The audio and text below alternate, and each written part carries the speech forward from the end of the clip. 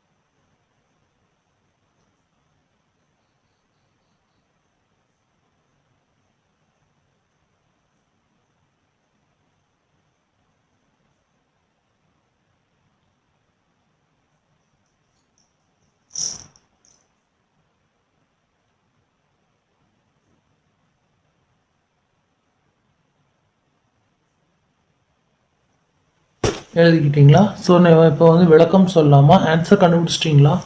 என்ன ஆப்ஷன் வரணும்? Answer கண்டுபிடிச்சவங்க answer அனுப்புங்க. 91க்கு ஏஆ பிஆ சிஆ டிஆன் ஆன்சர் அனுப்புங்க.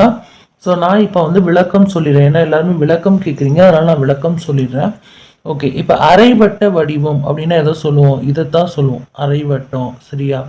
இதில் வந்து ஏ, அப்புறம் பி, அப்புறம் சென்டரில் வந்து ஒரு புள்ளி வச்சு அதுக்கு ஓ அப்படின்னு நம்ம ஒரு பேர் சொல்லுவோம். இப்போ அந்த அரைவட்ட வடிவிலோட பூங்காவோட ஆரம் கேட்டிருக்காங்க. சாரி, ஆரம் வந்து கொடுத்துட்டாங்க 14 மீட்டர். ஓகே, 1 மீட்டருக்கு ரூபாய் 8 வீதம் அப்படின்னா சுற்றி வேலி அமைக்க ஆகும் செலவு என்ன? ஸோ இப்போ நான் எழுத போகிறது எப்படி எழுத போகிறேன்னா, O A equal to O B equal to 14 metre. கரெக்டா? O A equal to O B equal to 14 metre. சரி, அதே மாதிரி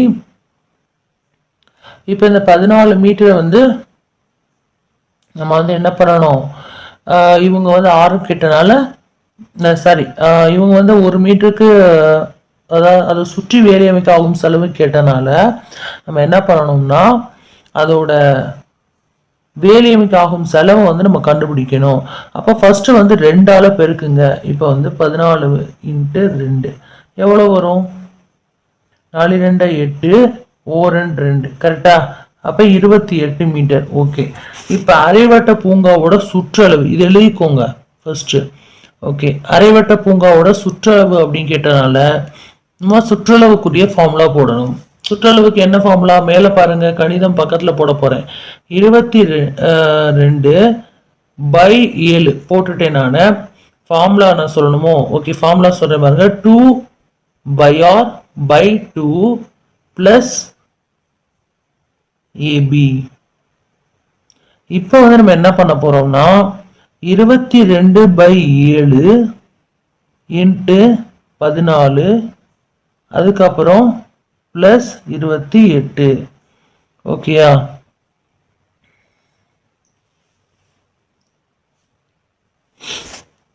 இப்போ வந்து நம்ம அப்ளை பண்ணி முடிச்சிட்டோம்.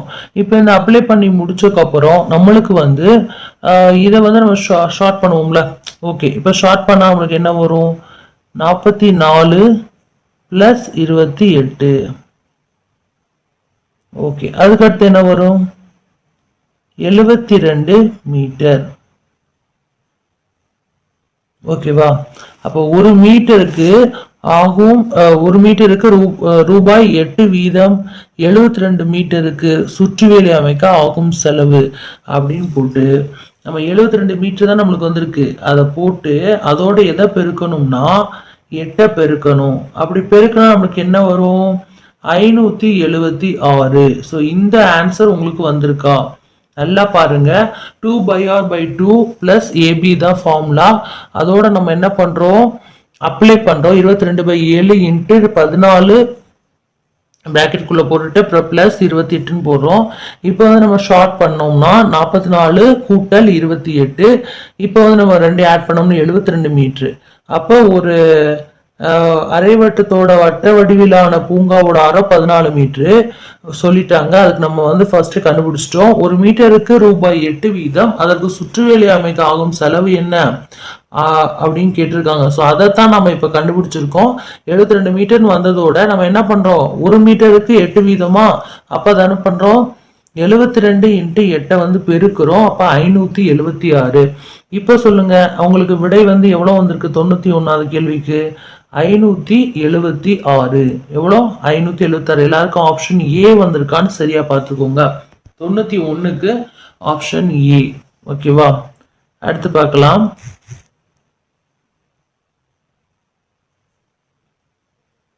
இந்த ரெண்டாவது கேள்வி கீழேயே இருக்கட்டும், ஏன்னா உங்களுக்கு கொஞ்சம் ஹைட் ஆயிரும் அப்புறம். ஸோ 92வது பாருங்க. ராகுல் ரூபாய் 5000 ஆண்டுக்கு 8% எளிய வட்டி வீதத்தில் வைப்பு நிதியாக செலுத்துகிறார். எத்தனை வருடங்களில் ரூபாய் 5800 அவர் பெறுவார் அப்படின்னு கேட்டிருக்காங்க. இது எத்தனை வருஷத்துல வந்து அவர் பெறுவாரு அப்படின்னு சொல்லி கேட்டிருக்காங்க. இப்போ வந்து பாருங்க, தனி வட்டி அப்படின்னு சொல்லி கேட்டனால நம்ம என்ன பண்றோம்னா அசல் இன்ட்டு வருடம் இன்ட்டு வட்டி வீதம் பை 100 அப்படிங்கிற ஃபார்முலாவை அப்ளை பண்ணுங்க. நான் இது வந்து உங்களுக்கு ஃபர்ஸ்டே சொல்லிட்டேன். இந்த ஃபார்முலாவை அப்ளை பண்ணாங்களா உங்களுக்கு கிடைக்கும். அப்ளை பண்ணி பாருங்க. தனி வட்டி ஈக்குவல் டு அசல் இன்ட்டு வருடம் இன்ட்டு வட்டி வீதம் பை 100.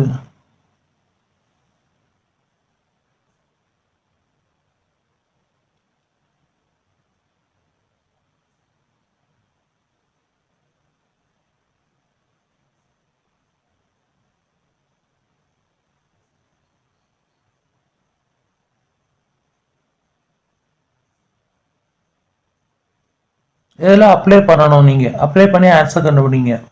நான் விளக்கம் சொல்றேன். ஃபர்ஸ்ட் ஆப்ஷன்ல ஆன்சர் கண்டுபிடிங்க. 3 வருடமா, 2 வருடமா, 4 வருடமா, 5 வருடமா? ஓகே, அப்ளை பண்ண ஆரம்பிச்சிட்டிங்களா? இப்போ நானும் அப்ளை பண்ணலாமா? ஓகே, நான் வந்து அப்ளை பண்றேன். இடம் கிடைக்குதான்னு பார்ப்போம். சைட்லயே நான் பண்றேன். ஓகேவா? பிளேஸ் கம்மியா இருக்கிறதுனால 5000 அசல் போட்டிங்களா? அசல் அப்ளை பண்ணுங்க. வட்டி வீதம் எவ்வளோ? 8%. ஓகே, முடிவில் பெற்ற தொகை எவ்வளோ? 5800. எவ்வளோ முடிவில் பெற்றாங்க? 5800. சரி, இப்போ இதுல இருந்து இந்த 5000 என்ன பண்ணுங்கன்னா கழிச்சிருங்க. இதை கழிங்க. கழிச்சா என்ன வரும்? 800 வரும். வருமா? சரி, 800 வரும். ஓகே, அதுக்கடுத்து இது 800 ரூபாய் வருது. அதுக்கடுத்து அப்படின்னா இந்த 800 ரூபாய் இருக்குல்ல, அது வந்து 5000 இன்ட்டு வருடம் இன்ட்டு 8 அப்ளை பண்ணலாமா? 5000 இன்ட்டு வருடம் இன்ட்டு 8. கரெக்டா? சரி, பை என்ன வரும்? 100. அப்ப அப்படியானால் வருடம் ஈக்குவல் டு என்ன பண்ணணும்? 800 இன்ட்டு 100 பை 5000 இன்ட்டு 8. இப்போ நம்ம கேன்சல்லாம் பண்ணி ஷார்ட் பண்ணும்போது நம்மளுக்கு என்ன கிடைக்கும் அப்படின்னா 10/5 கிடைக்கும். கிடைக்குதா? 10/5 எல்லாத்துக்கும் கிடைக்குதா? இப்போ இதை ஷார்ட் பண்ணீங்கன்னா உங்களுக்கு என்ன கிடைக்கும்? 2 கிடைக்கும். அப்ப ஆன்சர் உங்களுக்கு 2. இப்ப 2 வருடம் எங்க இருக்கு? இந்த இருக்கு. ஆப்ஷன் பி தான் வந்து சரியான ஆன்சர். 92வது கேள்விக்கு ஆப்ஷன் பி தான் வந்து சரியான ஆன்சர். ஓகே, அடுத்து பாருங்க.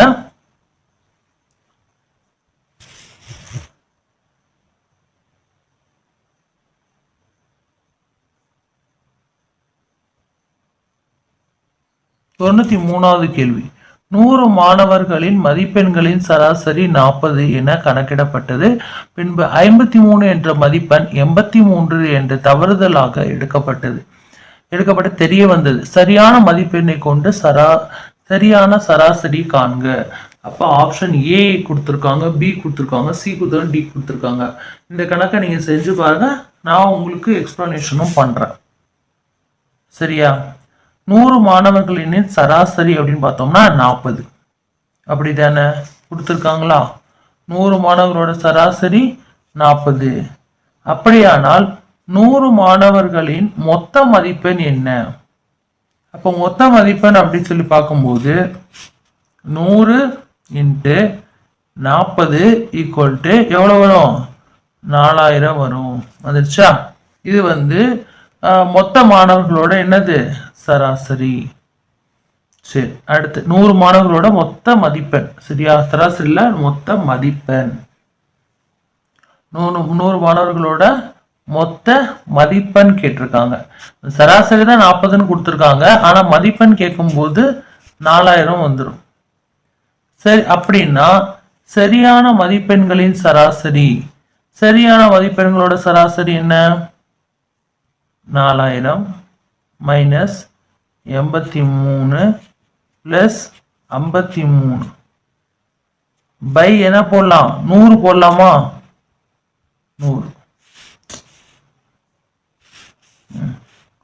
100 போட்டாச்சா? 4000 மைனஸ் 83 பிளஸ் 53 பை 100. இப்ப நம்ம ஷார்ட் பண்ணோம் அப்படின்னு சொல்லி சொன்னா 3970 பை 100. மேல உள்ளதை மட்டும் ஷார்ட் பண்ணி போடுங்க.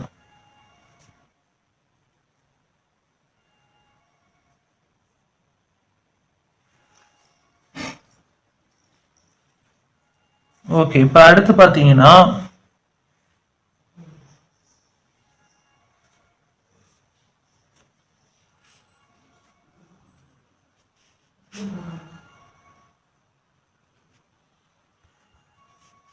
இதான் உங்களுக்கு ஆன்சரா வரும். அதாவது 39.7 உங்களுக்கு விடையா வரும். ஆப்ஷன் ஏ தான் உங்களுக்கு சரியான பதிலா வரும். 39.7. 39.7. சரி, அடுத்த கணக்கு போலாமா? 39.7 வந்துடுச்சா? அடுத்து பாருங்க, 94வது கேள்வி. 5 எண்களின் சராசரி 32. அவ்வெண்களின் ஒன்றை நீக்கும் பொழுது சராசரியில் 4 குறைந்தால் நீக்கப்பட்ட எண் என்ன? 84, 42, 48, 24. அப்ப 5 எண்களோட சராசரி 32னா ஒன்றை நீக்கும் போது சராசரி 4 குறைந்தால் நீக்கப்பட்ட எண் என்ன?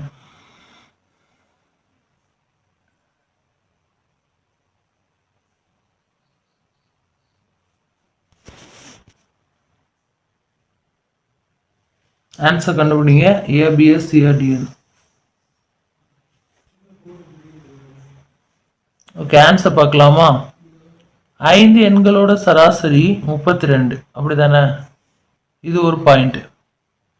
அவ்வெண்களோட கூடுதல் ஒன்றை நீக்கும் பொழுது 5 × 32. அப்ப எவ்வளவு வரும்?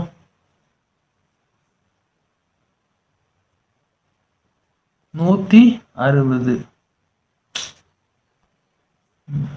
160. 5 32 நம்ம பெருக்கி 160ன்னு சொல்லிட்டோம். இது வந்து அதோட கூடுதல், அதனால பெருக்கிட்டோம். ஒரு எண் நீக்கப்பட்டால் 4 எண்களோட சராசரி அப்படின்னு பார்க்கும் பொழுது 32 மைனஸ் 4 28 வரும். 28 வந்துடுச்சா? ஒரு எண் நீக்கினால் 4 எண்களோட சராசரி நம்ம பார்த்திருக்கோம். 32 மைனஸ் 4 ஈக்குவல் டு 28 வந்துருச்சு. இப்ப 4 எண்களோட கூடுதல் என்னன்னு பார்த்தா தானே நீக்கப்பட்டதை கண்டுபிடிக்க முடியும். அப்ப 4 எண்களோட கூடுதல் 4 இன்ட்டு 28 112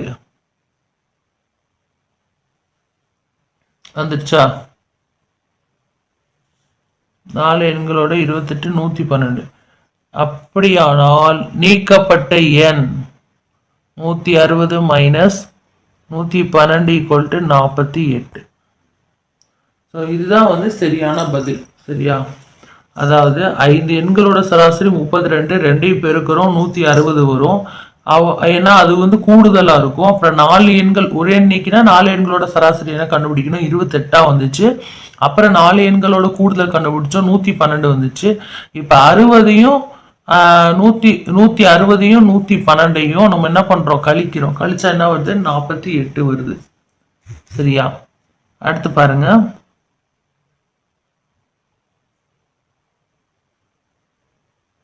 செவ்வக வடிவம் உள்ள ஒரு தோட்டத்தின் அளவுகள் 30 × 20 மீட்டர். தோட்டத்தை சுற்றி வெளிப்புறத்தில் 1.5 மீட்டர் அகலத்தில் ஒரு சீரான பாதை சதுர மீட்டருக்கு ரூபாய் 6 வீதம் அமைக்கப்படுகிறது எனில் அதன் மொத்த செலவு என்ன? அப்ப ஆப்ஷன் ஏல 495, ஆப்ஷன் பில 754, ஆப்ஷன் சில 854, ஆப்ஷன் டில வந்து 954. இதுல எது சரியான பதில் அப்படின்னு கண்டுபிடிங்க. நானுமே உங்களுக்கு இது எக்ஸ்பிளனேஷன் விரிவா கொடுக்குறேன். சைட்ல இடம் விட்டுருக்கேன், அதுக்கு தான். சரியா? ஒரு செவ்வக வடிவம் உள்ள ஒரு தோட்டம். அப்ப நான் எக்ஸ்பிளனேஷன் பண்ணாத இருக்கிறேன், நீங்களும் பண்ணி பாருங்க. இந்த மாதிரி ஒரு சதுரமா ஒரு செவ்வகம், இது மாதிரி ஒரு தோட்டம் இருக்கு.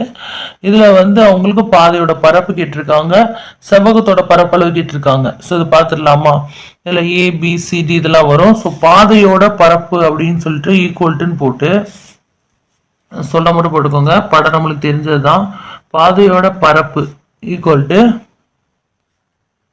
ABCD, செவ்வகத்தோட பரப்பு மைனஸ் EFGH, செவ்வகத்தோட பரப்பு. அதாவது ABCDல இருந்து EFGHோட பரப்பை வந்து என்ன பண்ணணும், கழிக்கணும். சரி, அதை கழிச்சிடுவோமா? இப்படிதான் ஒரு செவ்வகம் இருக்குன்னா செவ்வகத்துக்குள்ள ஒரு செவ்வகம் இருக்கும் இல்ல, ABCD வெளியே இருக்கும், EFGH உள்ள இருக்கும், அந்த மாதிரி நினைச்சுக்கோங்க. ஸோ அப்படிதான், அதான் மெயின். அதுல இருந்து ABCDல இருந்து EFGH கழிக்கிறோம் நம்ம. சரியா? பரப்பளவை கழிக்கிறோம். இப்ப எப்படி கழிக்கிறது? 33 × 23 வந்துருச்சா? இது ஒண்ணு மைனஸ் 30 × 20 எழுதிக்கோங்க.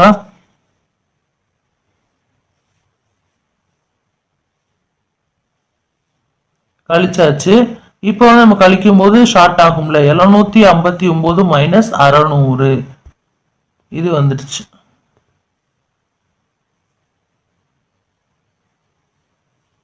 அப்ப ஆன்சர் என்ன, 159 மீட்டர்.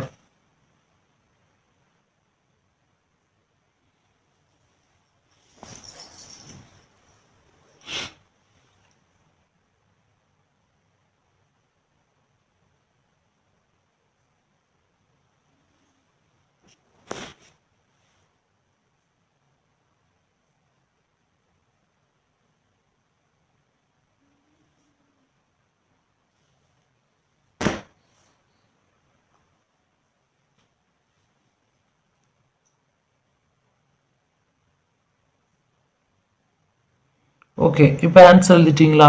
இப்போ வந்து நம்மளுக்கு ஆன்சர் என்ன வருதுன்னா 159 × 6 போட்டீங்க அப்படின்னு சொல்லி சொன்னா உங்களுக்கு எவ்வளவு வரும்? 954 ரூபாய் வரும். இந்த 954 ரூபாய் எங்க இருக்கு? ஆப்ஷன் டில இருக்கு. அப்ப இதுதான் வந்து சரியான பதில். ஆப்ஷன் டி தான் என்னது சரியான பதில். ஒரு செவ்வகத்தோ வடிவம் உள்ள ஒரு தோட்டத்தோட அளவு வந்து கொடுத்தாங்க. அதை வச்சு நம்ம அதை சுற்றி உள்ள வெளிப்புறத்துல பரப்பளவு கண்டுபிடிச்சோம். 2 பரப்பளவையும் கழிச்சோம். அதுக்கப்புறம் நம்ம என்ன பண்ணணும்னா கண்டுபிடிச்சதை வச்சு பெருக்கணும். 159 கடிச்சிச்சு. பரப்பளவு கழிச்சோடனே 159 கடிச்சிச்சு. அதை வந்து என்ன பண்ணணும்னா பெருக்கணும்.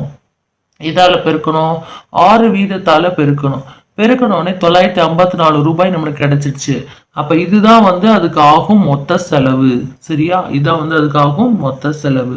சரி, அடுத்த கணக்கு பாருங்க. ஒரு 96வது ஒரு குளிர்சாதன பெட்டியின் மீது 9% விற்பனை வரி வீதம், விற்பனை வரி ரூபாய் 1170 எனில் அதற்கு அடக்க விலை என்ன? அப்ப 4 ஆப்ஷன் கொடுத்துட்றாங்க. இதுல வந்து விற்பனை வரி அப்படின்னு சொல்லி பார்த்தோம்னா 9%. சரி, அது ஞாபகம் வச்சுக்கோங்க. 9% விற்பனை வரி. செலுத்தப்பட்ட வரி தொகை எவ்வளவுன்னு சொல்லியிருக்காங்க? 1170.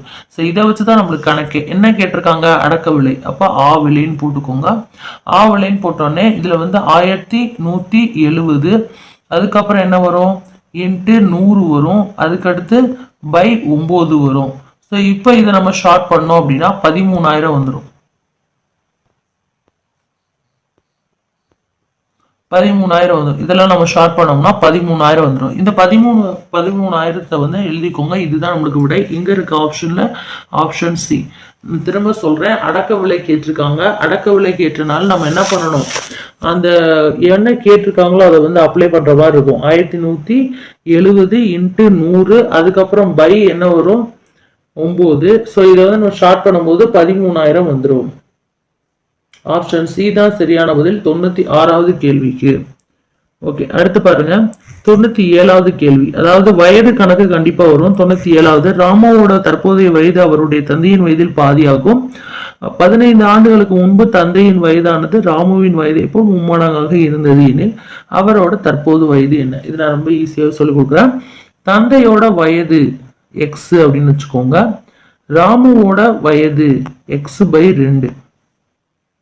ஓகே, இப்போ வந்து நம்ம கண்டுபிடிக்க வேண்டியது கொடுக்கப்பட்ட தகவல் படி x - 15 ஈக்குவல் டு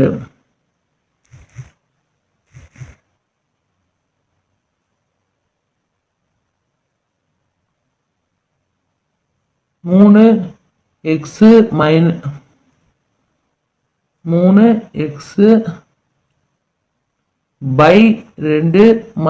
15.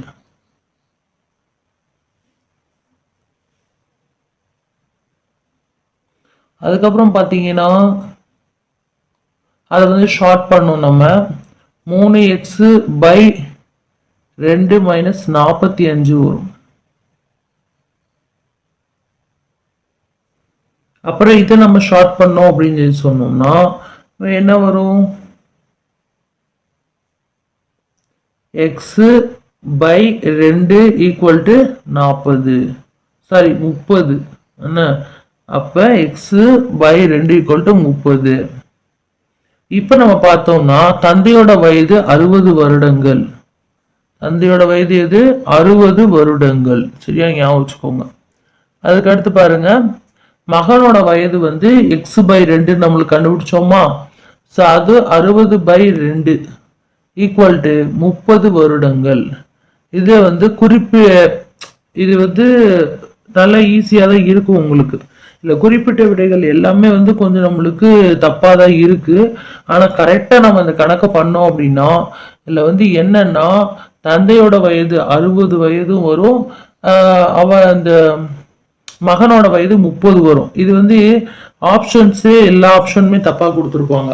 இதுதான் கரெக்டானது. நீங்க வேணா ஒரு செக் பண்ணிக்கோங்க, வெரிஃபை பண்ணிக்கோங்க. சரியா?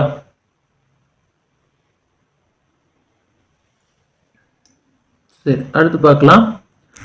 ஈஸ்வரி ஒவ்வொரு மாத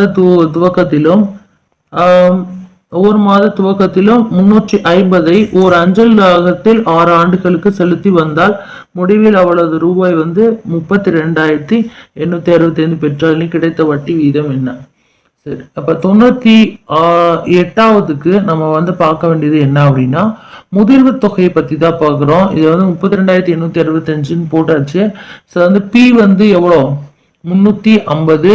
என் வந்து எவ்வளோ கொடுத்துருக்காங்க? 6. சரியா? அதுக்கப்புறம் வந்து 12 மாசம் நம்மளுக்கு தெரியும். அப்ப 6 இன்ட்டு 12 கூட்டிக்கோங்க, சாரி பெருக்கிக்கோங்க,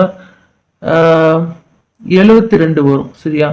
இப்ப நம்ம ஃபார்முலா படி அப்ளை பண்ணலாம். 1/12 n பிளஸ் 1/2. ஸோ இதான் வந்து ஃபார்முலா படி அப்ளை பண்றது. ஸோ இதுல நம்ம அப்ளை பண்ண போறோம். இந்த ஃபார்முலாவை எழுதிக்கோங்க. இதில் அப்ளை பண்ணலாமா? இதுல வந்து 72 இன்ட்டு 73/2 வரும். அவ்வளவுதான். 1/12 72 இன்ட்டு 73/2.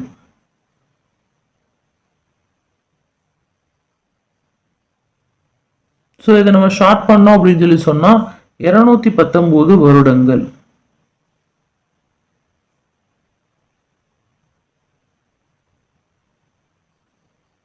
சரி, இதுல வந்து பாத்துட்டீங்களா? இதுல வந்து மொத்தம் செலுத்திய தொகைன்னு பார்த்தோம்னா PN தான். 350 இன்ட்டு 72 ஈக்குவல் டு 25,200.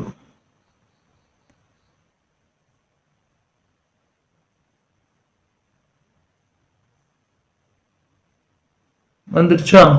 இதோட முதிர்வு தொகை அப்படின்னு சொல்லி பார்த்தோம் அப்படின்னா PN கூட்டல் PNR பை 100.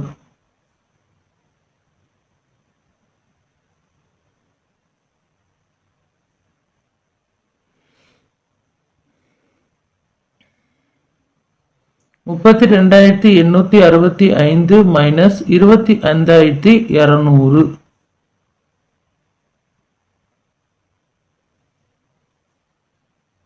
அப்ப நம்ம வந்து 350 இன்ட்டு 219 போட்டோம்னா எவ்வளவு வரும்? 6.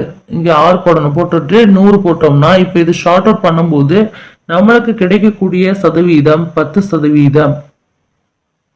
ஆப்ஷன் பி எல்லாத்துக்கும் வந்திருக்கான்னு பார்த்துக்கோங்க. அதுதான் நான் எக்ஸ்பிளனேஷனோடய சொல்றேன். ஆப்ஷன் பி வந்து எல்லாத்துக்கும் வந்திருக்கான்னு பார்த்துக்கோங்க. ஓகே, அடுத்து பார்க்கலாம். ஒரு உருளையின் ஆரம் மற்றும் உயரத்தின் விகிதம் அதை கொடுத்துட்டாங்க. இதை வந்து நம்ம பார்த்துலாம். உருளையோட ஆரம் தான் கேட்டிருக்காங்க. இது ரொம்ப ஈஸியானது தான். உருளையின் கன அளவு பயாஸ்கொயர் ஹெச்ன்னு நம்மளுக்கு தெரியும். ஸோ அதோட உயரமும் ஆரமும் கொடுத்துட்டாங்க. அப்போ நம்ம அப்ளை பண்ணலாம். பயாஸ்கொயர் ஹெச்ல அப்ளை பண்ணலாம். R/Hன்னு வச்சுக்கோங்க. ஸோ 5/7. சரியா? 5/7. அப்போ H ஈக்குவல் டு 7 6/5. சரியா? இப்போ வந்து நம்ம பார்த்தோம் அப்படின்னா 22/7.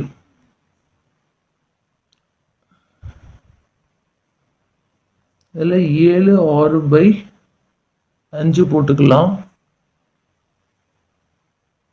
Okay, 4400 into 5/22.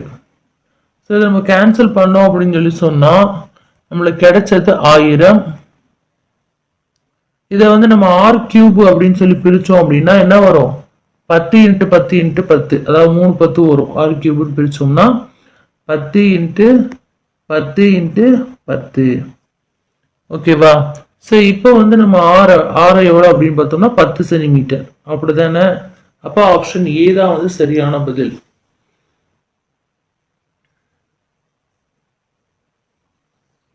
ஓகே, இது வரைக்கும் போதும். நான் இது வந்து உங்களுக்கு ஹோம்ஒர்க் கொடுக்குறேன். ஸோ இதை வந்து பார்த்துக்கோங்க, எழுதிக்கோங்க.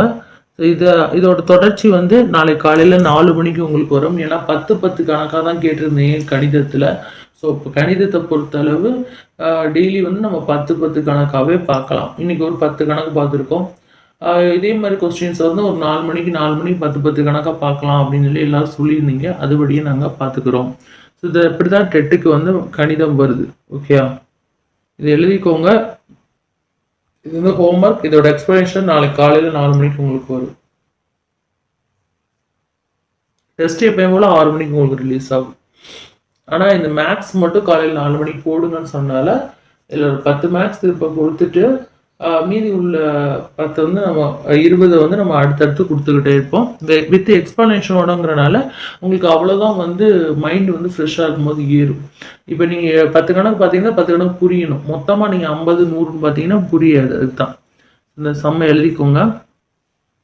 Champions academy triples YouTube channel subscribe பண்ணி டெலிகிராமில் ஜாயின் பண்ணிக்கோங்க. அதே மாதிரி பெல் ஐக்கானை ப்ரெஸ் பண்ணி ஆல் நோட்டிஃபிகேஷன் கொடுங்க. கண்டிப்பாக உங்களுக்கு நோட்டிஃபிகேஷனும் வரும். சரியா? ஓகே ஃப்ரெண்ட்ஸ், மற்ற போதில் சந்திக்கலாம். அண்ட் நாளைக்கு நீங்கள் படிக்க வேண்டிய தேர்வு அப்படின்னா கணிதத்தையும் நீங்கள் பாருங்கள். நம்ம கணிதத்தை வந்து 4 மணிக்கு கண்டினியூ பண்ணுவோம். அதே மாதிரி நாளைக்கு வந்து உங்களுக்கு என்ன நடக்கும்?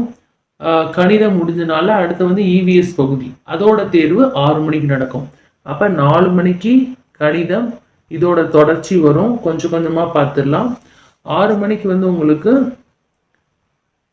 EVS வரும். தேர்வு எழுத தயாராகிருங்க. இன்னைக்கு இப்பயே படிக்க ஆரம்பிச்சிருங்க தேர்வுக்கு.